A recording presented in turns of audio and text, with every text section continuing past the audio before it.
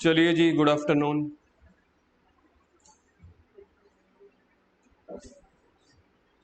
Depreciation chapter का आपका next topic है। पहले हमने दो मेथड्स किए थे, ठीक है, एसएलएम मेथड और डब्ल्यूडीवी मेथड किया था, तो एक तरह से वो मेथड्स हमारे खत्म हो चुके हैं। अब नेक्स्ट क्या आ रहा है, methods of recording the depreciation. Sir पहले भी तो हम मेथड्स कर रहे हैं, पहले ना देखो हमने क्या किया है, जो हमने ऑलरेडी टॉपिक कर लिया ना, वो है methods of depreciation. Methods of depreciation में क्या होता है जी, आप लोग लिखो कॉपी पे, नोट्स वाली कॉपी पे आप लोग घर से ही लिखोगे, यहाँ पे अपनी ट्यूशन वाली कॉपी पे लिखो, जहां जिसके पास जो भी स्पेस है अपने हिसाब से लिख लो। मेथड्स ऑफ डेप्रिसिएशन हम ऑलरेडी कर चुके हैं, एसएलएम मेथड और दूसरा डब्ल्यूडीबी। पहले इसको लिखो आप, ये आपका फर्स्ट पॉइंट है।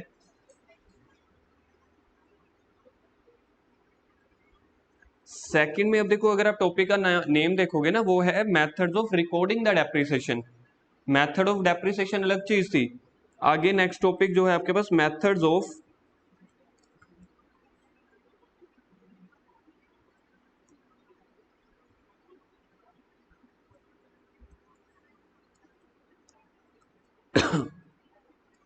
Recording the depreciation. मेथड आप कोई भी लगाओ ऊपर वाले में, चाहे एसएलएम चाहे डब्ल्यूडीबी, उसको रिकॉर्ड करने के दो मेथड होते हैं।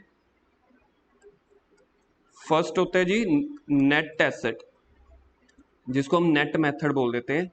नेट मेथड में हम क्या करते हैं,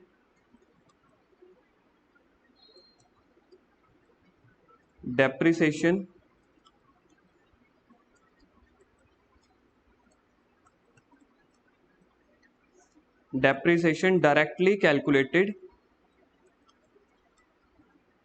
in each year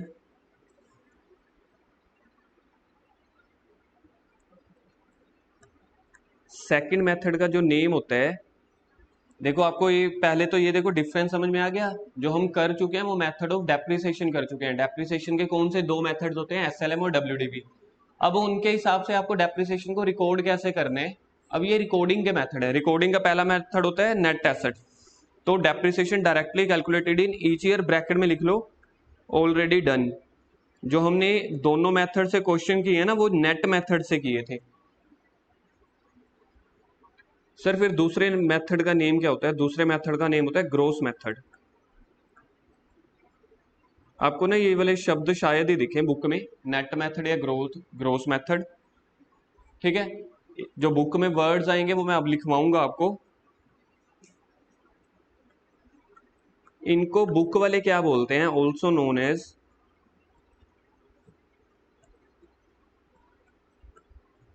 provision for depreciation. इसको बुक वाले ये बोलते हैं प्रोविजन फॉर डेप्रिसिएशन, या प्रोविजन फॉर डेप्रिसिएशन का एक दूसरा नेम होता है accumulated depreciation.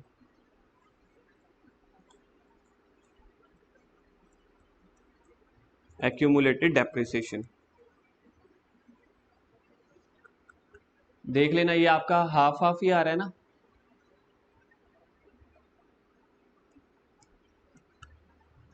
In this method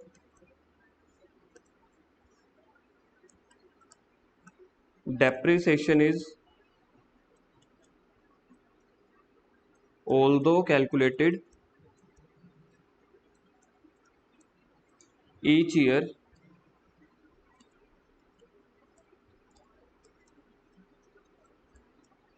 but recorded in asset account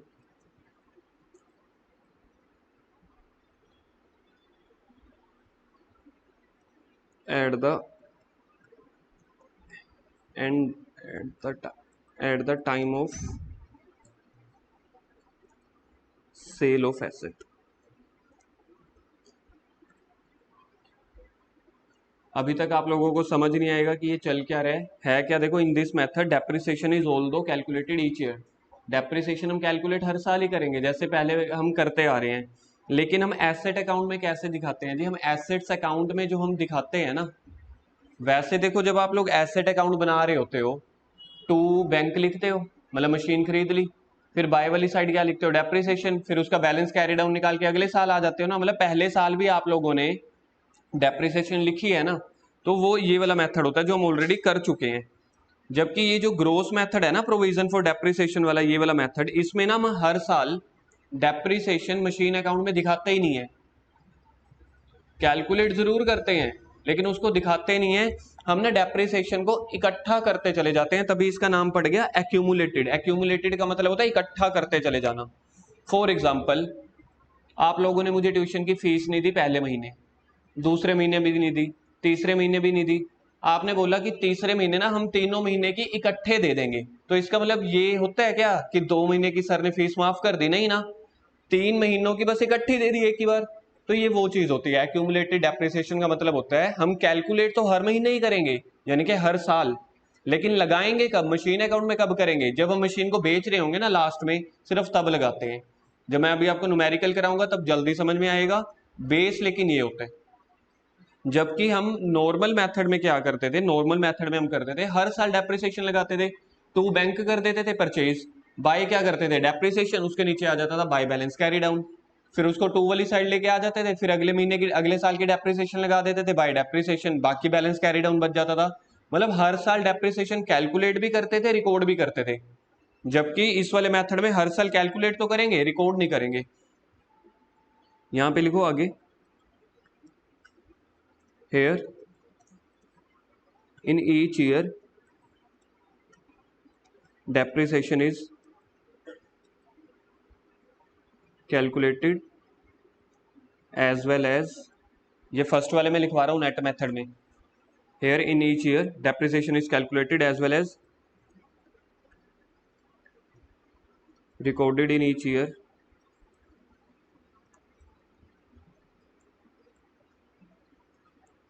in machinery account. वैसे मेरे को लिखवाना एसेट अकाउंट चाहिए था, लेकिन मैंने वैसे ही मशीनरी लिखवा दिया। यहाँ पे जब हम बैलेंस शीट बनाते थे, याद है आपको, मैंने एक आध क्वेश्चन की बैलेंस शीट ही बनवाई थी, वैसे ज़्यादा क्वेश्चंस की बनवाई नहीं थी। लेकिन हम बनाते क्या थे, यहाँ पे हम लिख देते थे मशीन, ठीक है। फॉर एग्जाम्पल मैं लिख देता हूँ 1000 रुपये की, इसमें से माइनस कर देते थे डेप्रिसिएशन। समझ लो डेप्रिसिएशन है 200 रुपये की, तो हम बाकी 800 को ऐसे लिख देते थे ना, याद है? बैलेंस शीट ऐसे करते थे। अब यहाँ पे देखो बैलेंस शीट कैसे बनाते हैं, ये इस वाले बैलेंस शीट से आपका पूरा माइंड में समझ आ जाएगा कि ये टॉपिक क्या बोलते हैं। इस वाले मेथड में हम क्या करेंगे, जो मशीन है ना, अब ऊपर लाइन पढ़ो, क्या मेरे को डेप्रिसिएशन हर साल रिकॉर्ड करनी है? नहीं करनी ना, कैलकुलेट करके रख लेनी है। तो मशीन को यहाँ पे मैं 1000 पे लिखूंगा, लेकिन यार मेरी क्या सच में क्या मशीन चली नहीं है क्या? मशीन मैंने यूज की है कि नहीं की? मशीन तो यूज कर रहे हैं, ये तो सिर्फ कागजों में या अपने लैपटॉप में जो हम रिकॉर्ड करते हैं ना, अकाउंटिंग आजकल सारी लैपटॉप में सॉफ्टवेयर में रिकॉर्ड होती है, कंप्यूटर पे। तो वो जो रिकॉर्ड करने के मेथड है वो अलग अलग है। यहाँ पे हम मशीन को एसेट साइड ही लिखते हैं 1000 पे, लेकिन जो उसकी डेप्रिसिएशन होती है ना वो यहाँ पे लिख लेते हैं, उसका नेम पड़ जाता है प्रोविजन फॉर डेप्रिसिएशन 200।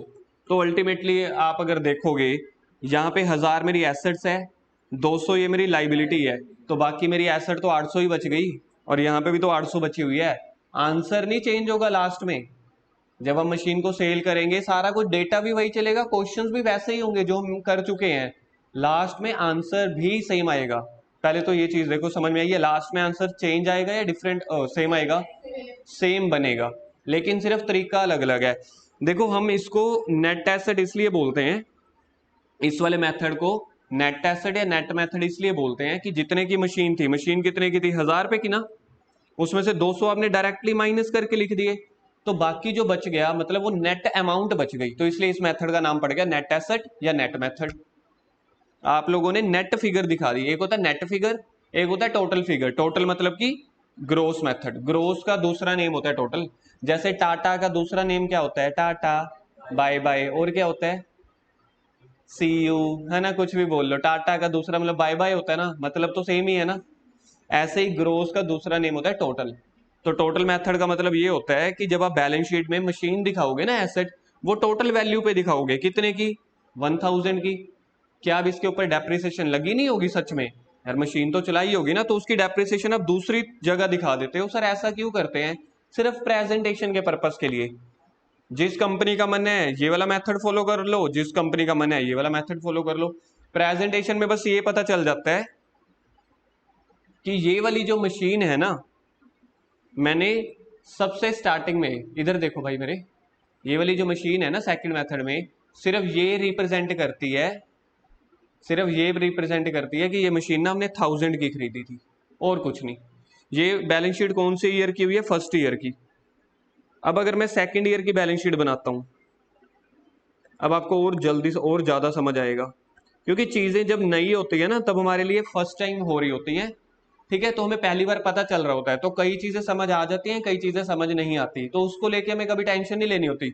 हमें 2-3 दिन का या 2-3 क्वेश्चंस का पेशेंस रखना होता है, क्योंकि आपके लिए तो न्यू है ना। अब मेरे को बताओ, डेप्रिसिएशन का चैप्टर आता था 10 दिन पहले? नहीं आता था ना। पहले दिन की या बोर लगा या लंबा लगा या मुश्किल लगा, लेकिन धीरे धीरे करते हो तो समझ आता है ना। तो हर चीज न्यू चीज ऐसे ही होती है। तो ये मेथड भी आपको धीरे 2-3 क्वेश्चंस की प्रैक्टिस करेंगे, अपने आप समझ में आ जाएगा। अब पहला मेथड ही कर रहा हूं मैं, फर्स्ट मेथड। फर्स्ट मेथड में मैं बैलेंस शीट बना रहा हूं सेकेंड ईयर की, ऊपर थी फर्स्ट ईयर की। फिर से यहां पे बनेगी एसेट्स और लाइबिलिटीज। ये जो होती है मेरी लाइबिलिटीज वाला कॉलम होता है, ये मेरा एसेट्स का कॉलम होता है। अब मेरे को बताओ, मेरे पास मशीन कितने की बची हुई है सेकेंड ईयर में? 800 की, बिल्कुल ठीक आंसर है।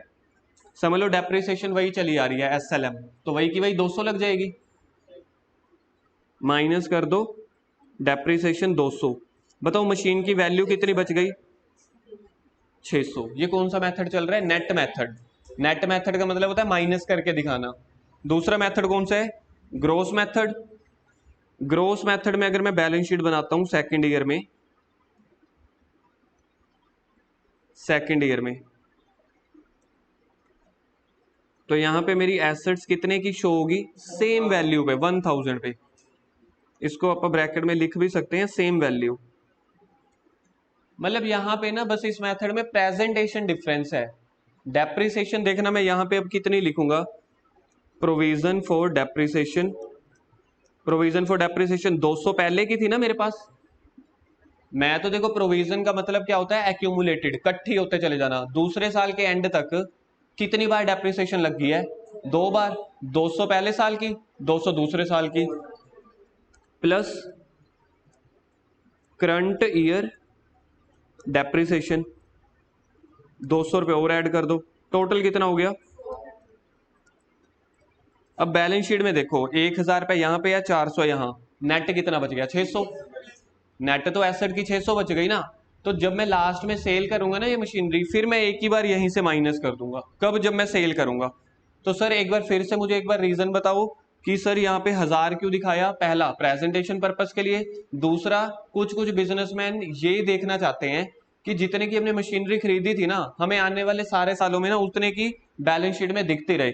यहां से अगर देखो, दुकानदार होगा नेट एसेट मेथड में, जो दुकानदार है, मालिक है, उसने दूसरे साल बैलेंस शीट उठाई, उसने देखा मशीन कितने की है, हमने देखा 600 की। यार ये तो 600 की मशीन बच गई ना, ये तो बैलेंस कैरी डाउन है डेप्रिसिएशन माइनस करने के बाद। लेकिन कई दुकानदार या कई ओनर या कई अकाउंटेंट बिजनेसमैन वो ये जानना चाहते हैं, हमें ये मत बताओ कितने की बच गई, हमें हमेशा वही लिख के चलो कितने की हमने खरीदी थी। तो खरीदी थी 1000 की, उसी के सामने इनको दिख जाएगा कितने की डेप्रिसिएशन लगी हुई है, तो वो माइनस करके अपने आप कैलकुलेट कर लेगा, अच्छा 600 की बच गई।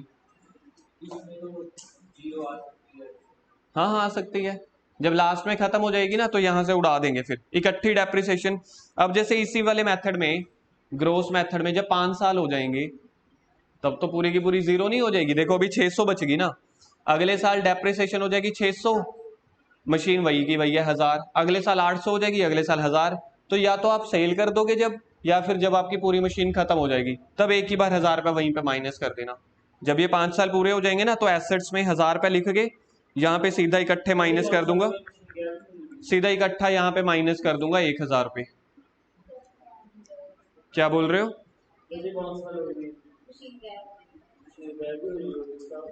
यार मेरी बात सुनना गर्व, तो थोड़ा सा, एक तो पहले गुरकिरत से थोड़ा दूर रहा कर, वैसे डाउट पूछने लग गया अब तू भी।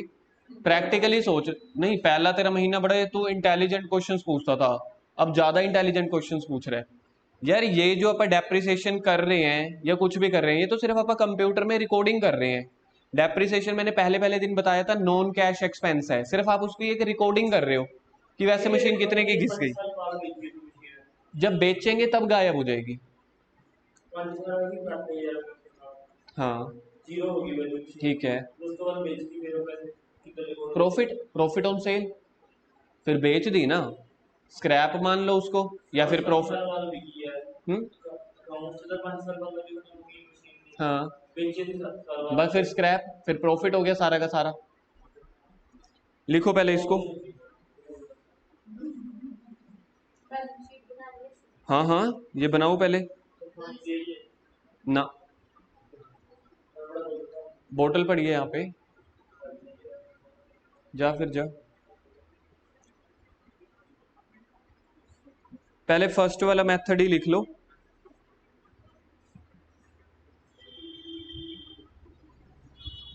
मनन स्पीड बढ़ाओ। हाँ जी, पेन नहीं चल रहा यार, 3-4 पेन रखा करो यार।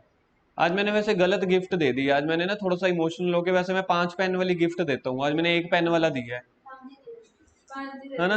अगली बार से वही करेंगे।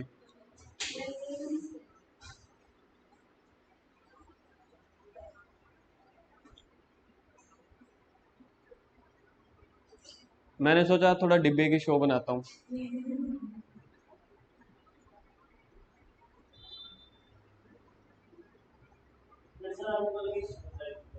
हाँ जी, किस चीज का प्राइज मिला? ऐसे ही मिला बस।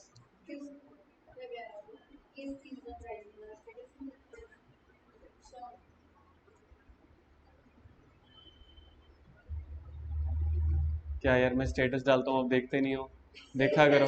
हाँ, तारीफ वाले स्टेटस हमेशा देखते रहने चाहिए।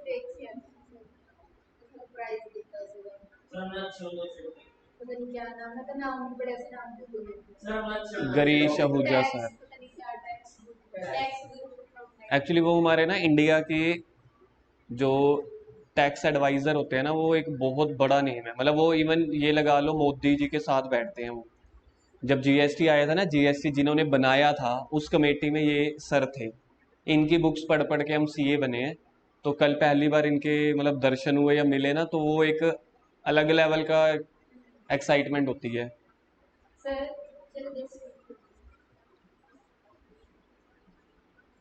बैलेंस शीट बन गई क्या?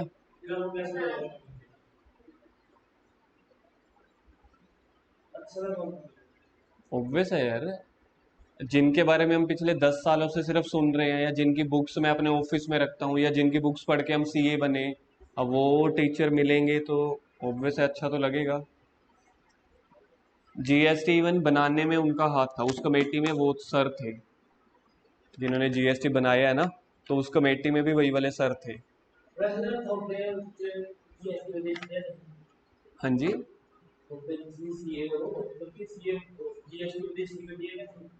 जीएसटी क्या? बहुत अच्छा है, 165 कंट्री यूज कर रही है, मतलब कुछ तो है ना। वो अलग बात है, इंडिया से जीएसटी संभल नहीं रहा। ठीक है, पहले पहले 5 साल ऐसे ही होता है, कोई भी नया टैक्स सिस्टम आता है तो वो संभल नहीं रहा, वो अलग बात है, वैसे बहुत अच्छा है।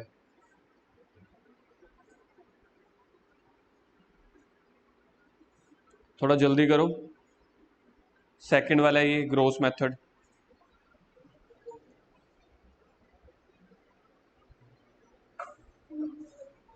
ये लिख लिया जो स्क्रीन पे है?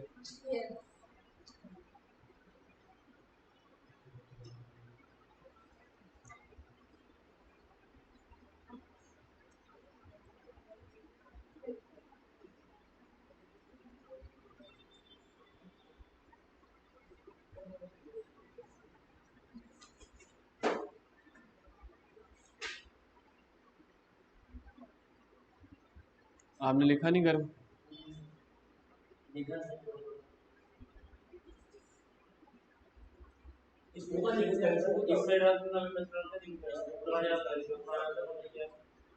अभी इसके बाद लिखो जी जर्नल एंट्रीज। हाँ हाँ इसी के नीचे ही। यस, घर से तो लिखोगे ही मेरे भाई।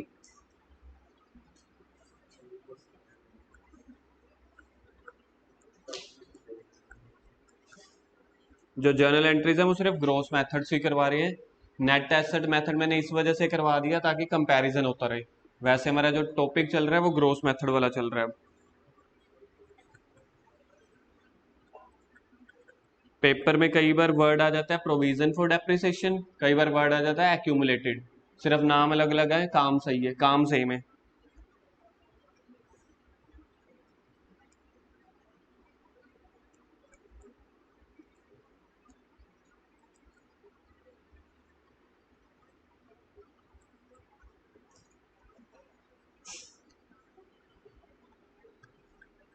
सबसे पहले हम मशीनरी अकाउंट में या डेप्रिसिएशन चैप्टर में सबसे पहली एंट्री क्या की करते हैं, किसी को याद है?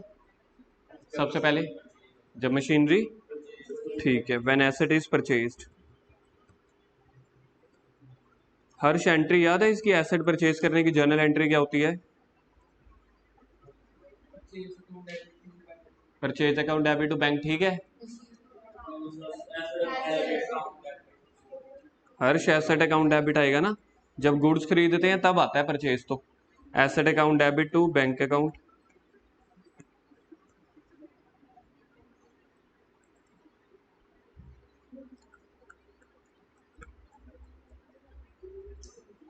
इसको लिख देना पहले, assume.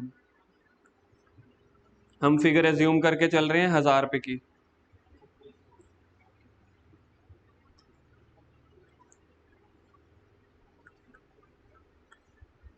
First year depreciation. Depreciation की एंट्री किसी को याद हो तो बताओ। टू एसेट अकाउंट, ठीक है जी, लिखो depreciation account debit to asset account. समझ लेते हैं हम 10% WDV मेथड है, ये भी हम एज्यूम कर लेते हैं जी। तो ली कब है, मतलब पहले साल, बस ऐसे ही समझ लो, कोई बात नहीं। हाँ बस स्टार्टिंग में, हाँ कोई भी मान लो। अब देखो जो मैं अभी आपको करवाऊंगा ना, ये सुखमीन जी और खुशलीन जी, तो आप लोगों ने इसको एज अ रफली नहीं मानना, इसको फेयरली मानना है।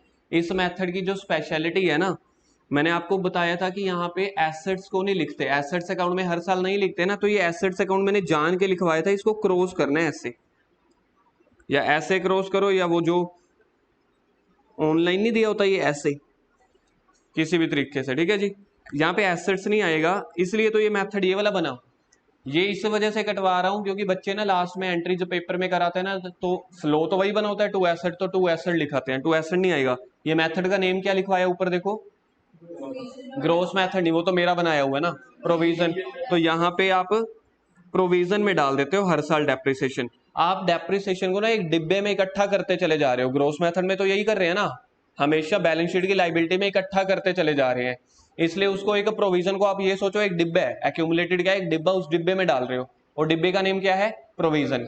इसलिए एंट्री में डेप्रिसिएशन तो वही बनेगा same, depreciation account debit to asset. Asset में डाल नहीं रहे ना, कहां पे डाल रहे हैं, डिब्बे में, तो उस डिब्बे का नेम आ जाएगा टू प्रोविजन फॉर डेप्रिसिएशन। बस ये चेंज है यहाँ पे। हजार क्या चीज है, फर्स्ट ईयर की? हाँ हाँ, ये इकट्ठी तो है साल की। अभी अगले साल की भी देखेंगे ना कि अगले साल की क्या बनती है।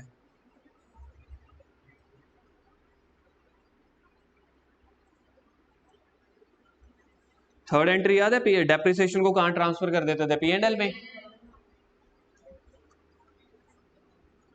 Depreciation transfer to P&L account. Book में ना इस बार इन्होंने, मतलब पिछली बार भी, अब ये वाली जर्नल एंट्रीज बुक में दी नहीं हुई, बुक में सीधा सीधा लेजर बना के दिए हुए हैं, लेकिन जब तक हमें जर्नल एंट्रीज नहीं आती और सीधा अगर हम लेजर पे आ रहे हैं ना, तो समझ लो आप रट्टा मार रहे हो। किसी भी चैप्टर में अगर आप डायरेक्टली लेजर पे जा रहे हो ना, तो समझ लेना आप रट्टा मार रहे हो, मतलब क्वेश्चन निकालना सीख रहे हो, उसका लॉजिक नहीं सीख रहे कि बना कहाँ से। हमेशा पहले जर्नल होता है फिर लेजर होता है। नहीं, वो तो क्वेश्चन पेपर में देखना पड़ेगा ना, अगर क्वेश्चन पेपर में अगर दिया हुआ है कि जर्नल करना है तो जरूरी है, नहीं तो नहीं। जैसे अब हमने इतने सारे क्वेश्चन देखे तो हमेशा यही आ रहा था ना, मशीनरी अकाउंट बनाओ, तो जर्नल जरूरी नहीं था वहां पे नहीं करना, लेकिन पेपर में ये क्या करते हैं, क्वेश्चंस तो कम प्रैक्टिस करवाते हैं, चाहे टीचर्स ट्यूशन वाले भी चाहे स्कूल वाले भी जर्नल के, क्योंकि ज़्यादातर आता नहीं है। लेकिन जिसको गंदा पेपर लेने का मन कर रहा है तो वो जर्नल भी डाल देगा। अब बच्चे कहते हैं हम 15 क्वेश्चन हमने किए हुए हैं लेकिन जर्नल कभी हमने रिवाइज ही नहीं किया। तो इसलिए आप लोगों को इतना सब नोटिस लेके चलना है कि अगर कल को आए आपको देख थोड़ा बहुत तो आता ही हो। इसकी एंट्री अब थोड़ा जल्दी करते हैं। P&L account debit to depreciation, वही का वही ये 100 रुपये है।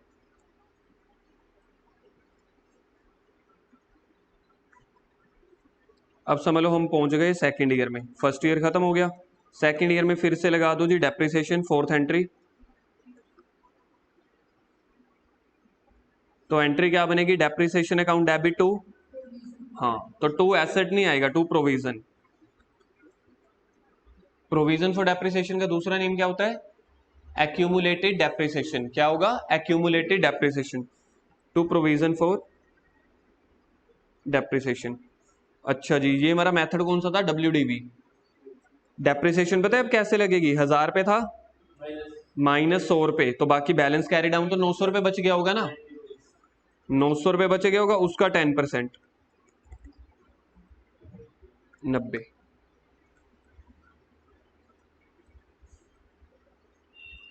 फिफ्थ एंट्री में क्या करूं, transfer to P&L account, P&L account debit to depreciation.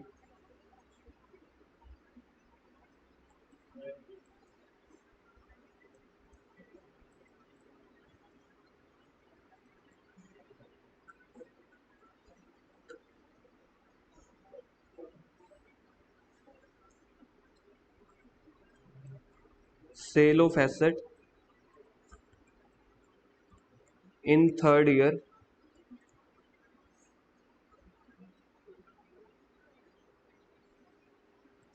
on 30th June at rupees 810।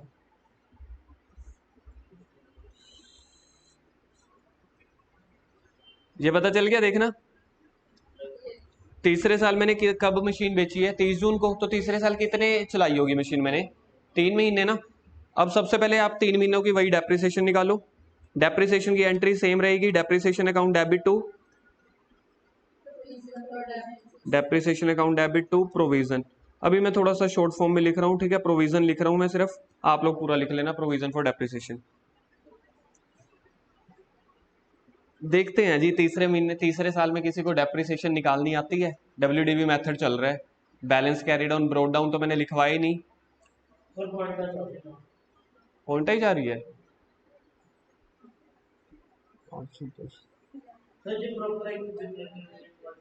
कोई बात नहीं, पॉइंट ले लेंगे यार, क्या 1000 में से कौन कौन सी डेप्रिसिएशन माइनस हो चुकी है, -100, -90, बाकी कितना बच गया 810। इसका क्या निकालेंगे, 10%। हाँ ये देख लो जी क्या आता है, हाँ जी 20 पॉइंट समथिंग, 20.25, 20.25 ना, तो 20 मान लो, साथ में हम लिख देते हैं अप्रोक्स। अप्रोक्स का मतलब होता है कि डेसिमल में आया है, तभी अप्रोक्स वर्ड ना तभी लिखते हैं कि डेसिमल में आया। चलो जी डेप्रिसिएशन लगा देते हैं 20 रुपये।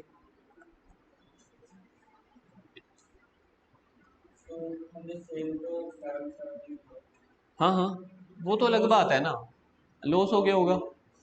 अब देखो, अब मेरे को पहले तो क्या करना है, पहले ये एंट्री समझ में आ गई आपको, यहाँ तो कुछ नया किया मैंने, देखा जाए कोई नया नहीं किया, सिर्फ एसेट्स की जगह वर्ड डेप्रिसिएशन वो प्रोविजन लगा दिया है। अब यहाँ पे क्या करना है हमने, 7th एंट्री में, वैसे मेरे को ना क्वेश्चन कराना नहीं चाहिए था, लेकिन मैंने साथ साथ क्वेश्चन इस वजह से करा दिया ताकि आपको प्रॉपर समझ में आ सके। अदरवाइज तो ये मेरे नोट्स थे ना, मेरे को सिर्फ एंट्रीज करवानी चाहिए थी, लेकिन वहां पे ऐसा लगता कि हाँ बहुत ही बोरिंग सा चल रहा है। अब मेरे को क्या करना है, नाउ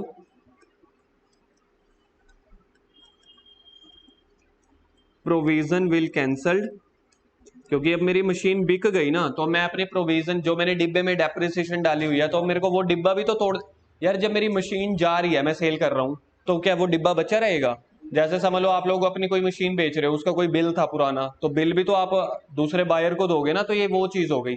जब आप एसेट बेच रहे हो तो जो एसेट्स के ऊपर डिब्बा पड़ा था प्रोविजन वाला वो भी तो खत्म करोगे ना। तो now provision will cancel and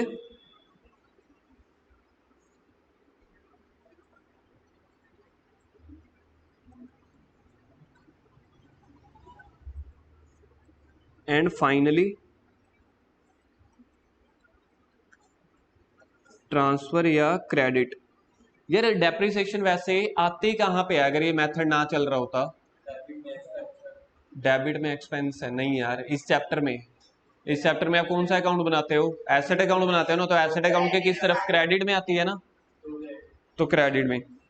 तो फाइनली तो मेरे को कहाँ पे ट्रांसफर करनी है? फाइनली ट्रांसफर या credit in asset account.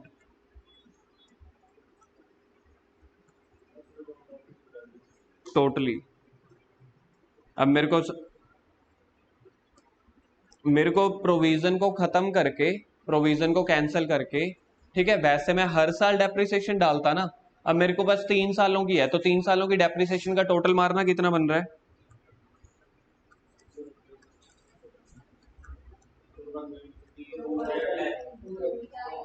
100 plus 90 plus, तो मेरी टोटल डेप्रिसिएशन बनी थी 210, जिसको मैंने टुकड़ों में हर साल नहीं डाला मशीनरी अकाउंट के क्रेडिट में, अब इकट्ठा डाल दूंगा। जब मैं प्रोविजन बना रहा था 3 साल, तो देखो प्रोविजन को आप डेबिट कर रहे थे या क्रेडिट? क्रेडिट कर रहे थे ना। अब कैंसिल करेंगे तो क्या कर दूंगा? अपोजिट, यानी कि डेबिट कर दूंगा। जब आप प्रोविजन बना रहे हो तो उसको क्रेडिट करते चले जाओ, जब प्रोविजन खत्म कर रहे हो तो उसको डेबिट करके अब एसेट में डाल दो क्रेडिट, क्योंकि एसेट में हमेशा होना तो क्रेडिट था ना, तब 3 बार एसेट में क्रेडिट करते। अब तीनों का टोटल करके इकट्ठा क्रेडिट कर दिया, बात सेम ही है। तो इसकी एंट्री क्या बनेगी? करो गैस, मैंने बता दिया वैसे। बिल्कुल ठीक है जी, provision account debit to asset account 210। यानी कि मशीन, मतलब देखा जाए एसेट में जाना भी 210 चाहिए था, वो 3 बार अलग अलग जाता, यहाँ पे इकट्ठा चला गया। तभी तो इस मेथड का नेम है कंबाइंड एक्यूमुलेटेड मेथड। लेकिन अभी मेरी 2 एंट्रीज रहती हैं, बेचने वाली और प्रॉफिट या लॉस वाली। 8th एंट्री में सेल ऑफ एसेट,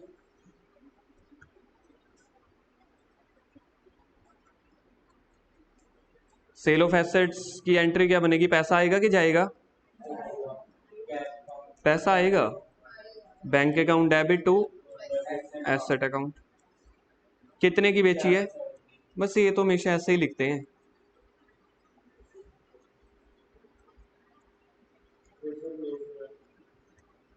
देखना पड़ेगा प्रॉफिट और लॉस।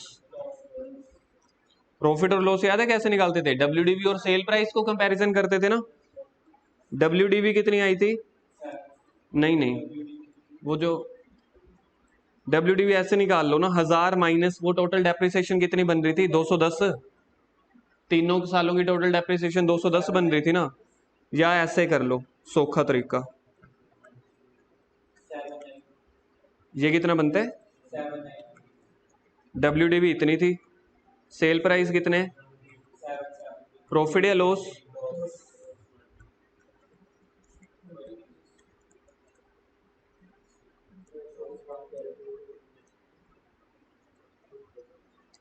लॉस को क्या लिखते हैं? P and L account debit, और लॉसेज हमेशा डेबिट में होते हैं ना। किससे लॉस हुआ? एसेट्स को बेचने से, तो यहाँ पे तो वही का वही आएगा, टू एसेट्स। ये तो पहले भी ऐसे ही करते थे एंट्री, अब भी ऐसे ही करेंगे। बस अब आपका क्वेश्चन खत्म हुआ। अगर प्रॉफिट होता तो एंट्री क्या होती? Asset account debit to P and L account, bracket में प्रॉफिट आ जाता। हाँ, इस क्वेश्चन को पहले इस एंट्रीज को गो थ्रू करो, देखो समझ में आ रही है?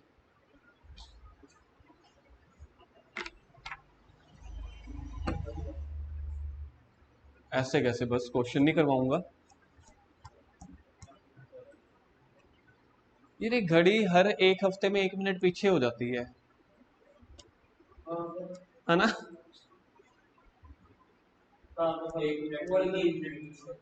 हर हफ्ते 1 मिनट पीछे होती जा रही है, ये कहा मैंने। सही बात है। हर हफ्ते 1 मिनट कम हो रही है, मतलब एक्यूमुलेटेड होके 3 मिनट हो गई है ना।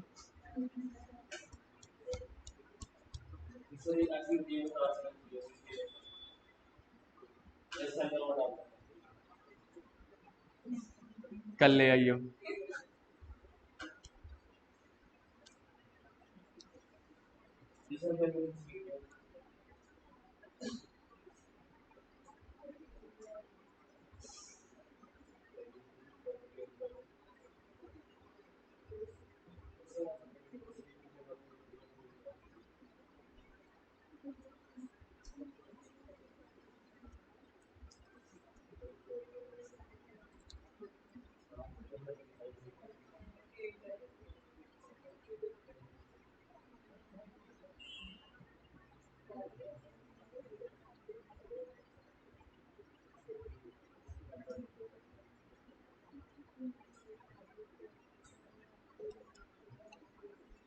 इसके बाद नीचे बनाओ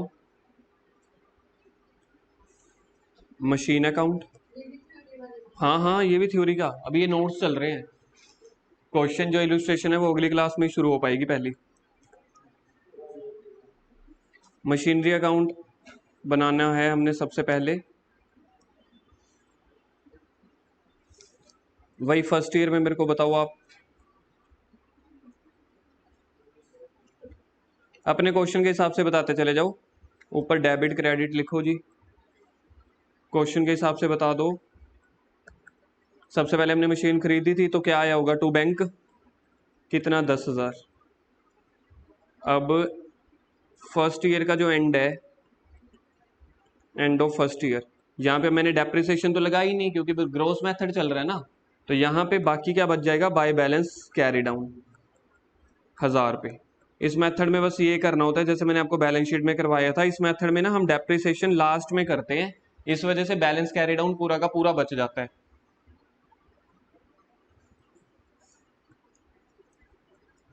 अच्छा जी, सेकंड ईयर में मेरे को बताओ।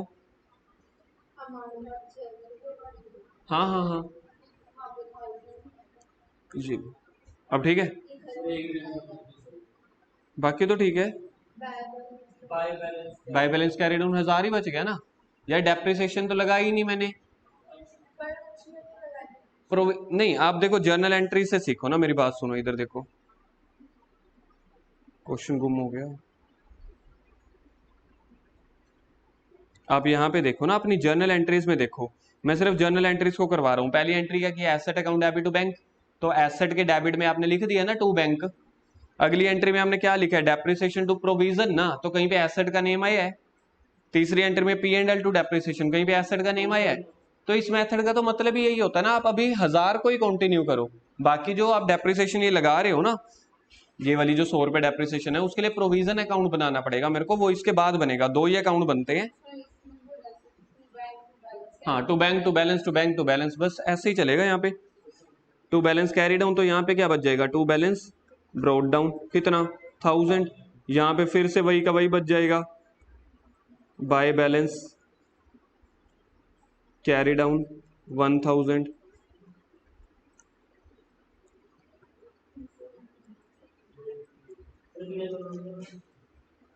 बस तीसरे साल में अपने मशीन बेच दी थी, टू बैलेंस ब्रॉट डाउन 1000। अब तीसरे साल आप लोग अपनी जर्नल एंट्रीज करके ना देखो, और मुझे हेल्प करो कि एंट्रीज कैसे कैसे बनेंगी। थर्ड ईयर में देखना पहली एंट्री क्या बनी थी, हर्ष देखो बुक कॉपी में, थर्ड ईयर में पहली entry depreciation to provision, asset तो कहीं नहीं आया ना। Second entry provision account debit to, provision account debit to asset, तो एसेट क्रेडिट में आ रहा था ना, तो एसेट के क्रेडिट में लिख दो कितना था 210। कौन सी 30 जून को क्या लिखेंगे, बाय, बाय क्या लिखेंगे, बाय प्रोविजन, क्योंकि जो ऊपर नेम आया था, एंट्री बनी थी आपकी provision account debit to asset, तो एसेट के क्रेडिट में नेम क्या लिखेंगे, बाय प्रोविजन। देखो मनन, यहाँ पे एंट्री देखो ना मेरे भाई, एंट्री देखो थर्ड ईयर में क्या एंट्री बनी है, कहाँ गया कहाँ गया कहाँ गया, सेकंड ईयर, ये देखो मनन, एंट्री देखो, provision account debit to asset account, तो एसेट के क्रेडिट में कितना लिखेंगे, जो एसेट के सामने है, चंचल देखना एक बार, जो एसेट के सामने है, एसेट के सामने 210 है ना, तो एसेट के सामने 210 लिख दिया। क्रेडिट में नेम कौन सा यूज करते हैं, उसके अपोजिट वाला। मैं और कुछ नहीं कर रहा, जर्नल एंट्री को लेजर में कन्वर्ट कर रहा हूं बस। अच्छा, उसके नीचे और एंट्री देखो क्या किया आपने, bank account debit to asset ना, फिर से एसेट के क्रेडिट में क्या लिखेंगे, बाय बैंक, ब्रैकेट में सेल। ये तो सेम वही एंट्री है जो हम ऑलरेडी करते हैं। अगली एंट्री में भी देखो एसेट आया होगा, P and L account debit to asset, तो एसेट के क्रेडिट साइड देखो, एसेट के क्रेडिट साइड लिख रहा हूं by P and L account, bracket में लॉस, कितने का आया था, बस खत्म ये वाला। हाँ जी,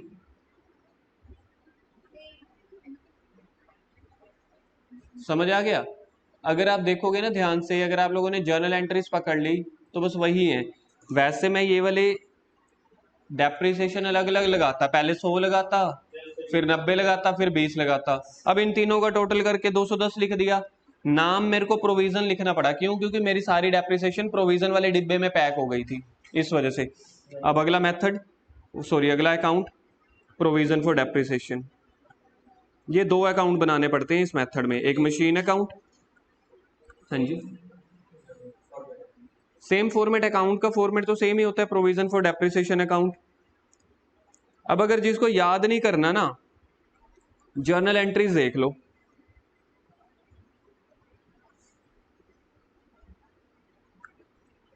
जर्नल एंट्री फर्स्ट ईयर में देखना, पहली एंट्री क्या की थी आपने, first entry,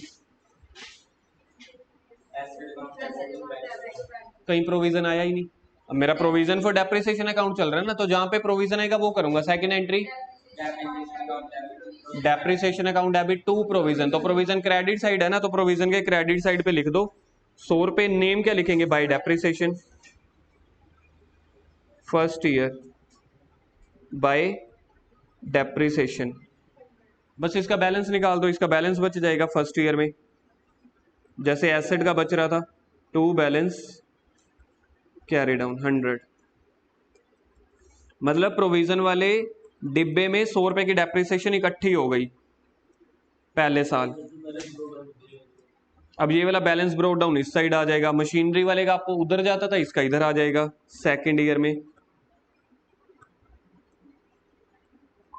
bye balance brought down 100। अच्छा जी, सेकेंड ईयर में एंट्रीज देखना आगे, 90, ठीक है, तो depreciation account debit to provision, तो बाय वाली साइड आ जाएगा, फिर से बाय डेप्रिसिएशन 90। अब बैलेंस कितने का बच गया, टू बैलेंस 190 का।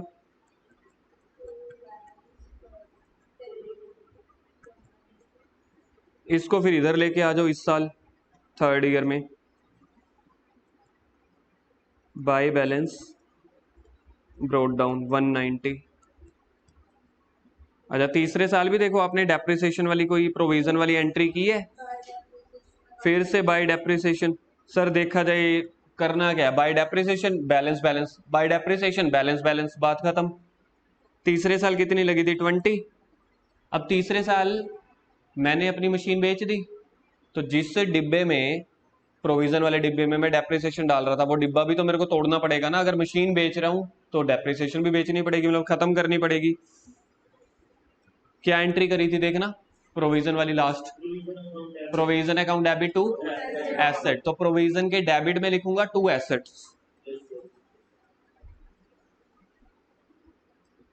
अमाउंट देखना 210 लिखी थी, बस खत्म हो गया, इतनी सी बात है। डेप्रिसिएशन का यही मेथड है। हाँ,